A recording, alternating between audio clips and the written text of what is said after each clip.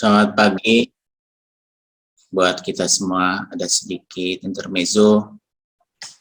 Berkenan kiranya teman atau kawan yang HP-nya atau perangkatnya dikasih nama Mi atau titik, diberi nama supaya saya boleh tahu dengan siapa saya ikut berdoa pagi hari ini. Terima kasih saudaraku. Hari ini kita akan mendengar firman Tuhan tentang bersyukur, mengucap syukur. Ya. Saudaraku, sesuatu yang gak gampang dalam mengucap syukur. Kemarin Pak Susilo ada bagikan bagaimana kita dalam berdoa ya. Intinya adalah jangan untuk memuaskan kedagingan kita semata. Kita berdoa boleh, bersafaat boleh, membawa beban-beban yang sedang diterita oleh sekitar kita bawa kepada Tuhan, sehingga Tuhan memberikan kelegaan bagi banyak orang, bagi banyak orang ya. Betul.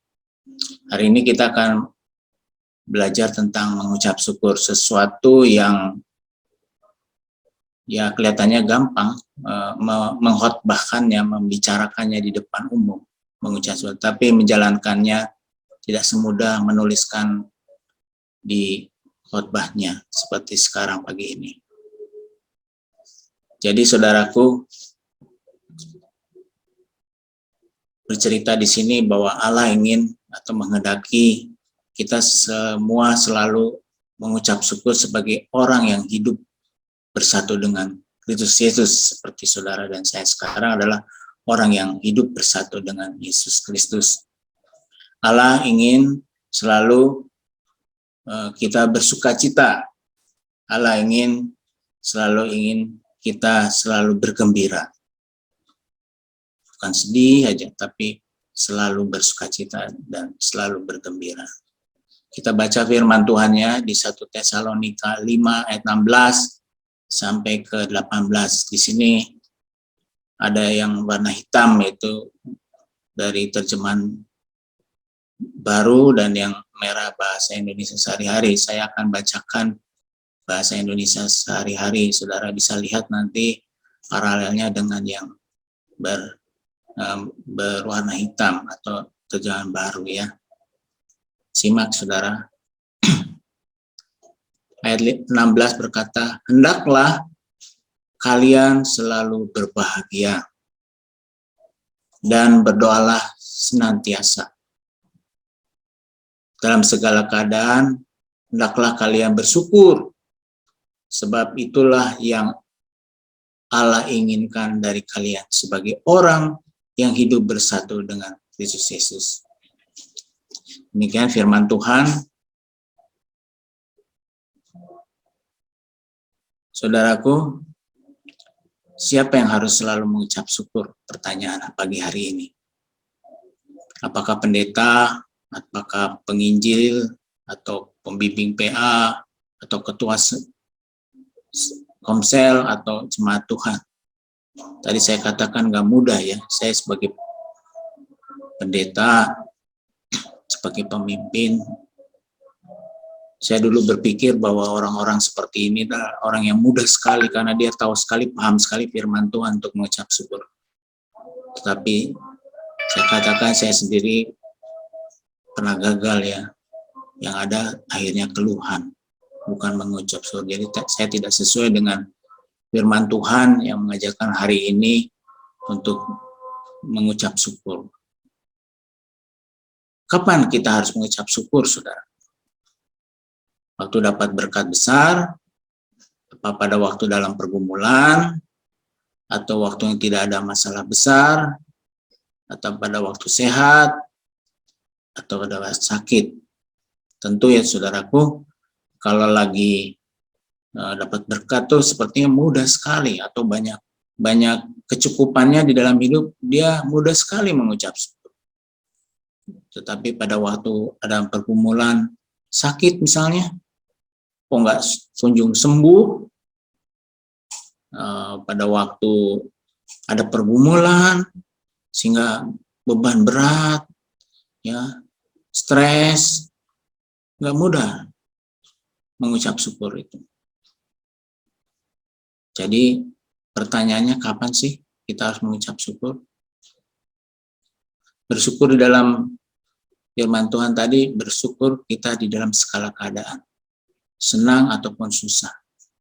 Pada waktu kita dapat rezeki, dapat berkat besar, dapat THR mungkin, dapat bonus, itu mungkin lebih sedikit mudah ya. Walaupun kadang-kadang orang nggak bicara, nggak mengucap syukur dengan keadaan itu. Tetapi pada waktu dia susah, pada waktu kita berbeban berat, nggak mudah. Pada waktu orang itu atau kita sakit yang nggak sembuh-sembuh. Ya. Pada waktu saya kena jantung, ya, saya harus mengupgrade diri saya, nggak mudah, saudara. Karena penyakit jantung adalah pembunuh silent, tau-taunya plok, ya gitu ya.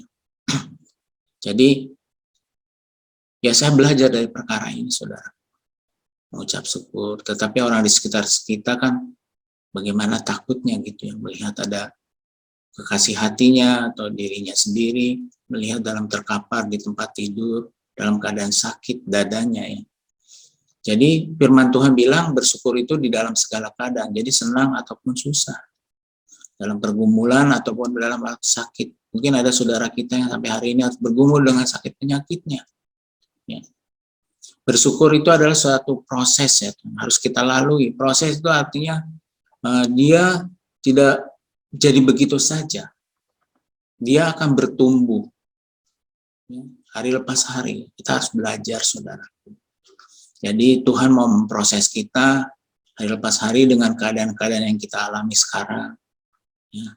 Kemarin saya mendengar ada hamba Tuhan, ya saya cuma kaget aja hari ini. Sekarang mau ada krisis bulan depan katanya. Aduh Tuhan. Ya, sepertinya kata-kata itu seperti ada pengumuman bahwa bulan depan atau hari-hari ke depan ini mau ada krisis. Kita tidak tahu betul atau tidak, tapi posisinya kita harus tetap siaga dengan keberadaan ini. Kita harus, kata Tuhan, mengucap syukur dalam segala keadaan. Dia akan bertambah, dia akan bertumbuh karena sebuah proses, sehingga menghadapi dia lebih mudah mensikapinya. Oleh karenanya, firman Tuhan hari ini berkata, kita diminta tetap berdoa. Jadi berdoa bukan karena rutinitas atau karena disuruh, ataupun karena jadwal, bukan. Tetapi karena memang dia gaya hidupnya. Berdoa senantiasa, kata firman Tuhan. Artinya tidak ada waktu berlibur untuk berdoa. Kalau nggak tugas, nggak berdoa. Tapi kata Tuhan, berdoa senantiasa. Artinya tidak ada waktu berlibur untuk berdoa. Mau dari hari Senin sampai hari Senin lagi, tetap kita sama-sama berdoa kepada Tuhan dengan ucapan syukur. Sekarang sudah waktunya kita tetap berdoa dengan ucapan syukur. Mari kita ajak yang ada di rumah kita. Mari kita ajak anak-anak kita di rumah dari umur dini untuk berdoa bersama. Karena ini suatu pergumulan yang banyak saya lihat daripada orang tua. Untuk menghadirkan bapak-bapak atau ibu-ibu, menghadirkan semua pasukan keluarga untuk hadir bersama di hadapan Tuhan berdoa. Bukan hal yang mudah. Tetapi kalau diajar dari mulai dini, dia akan senang nanti, akan menuai hasilnya. Jadi, marilah kita berdoa sambil mengucap syukur. Demikianlah firman Tuhan pada pagi hari ini. Kita mengucap syukur kepada Tuhan dengan keberadaan yang ada. Terpujilah nama Tuhan Yesus Kristus. Mari kita berdoa.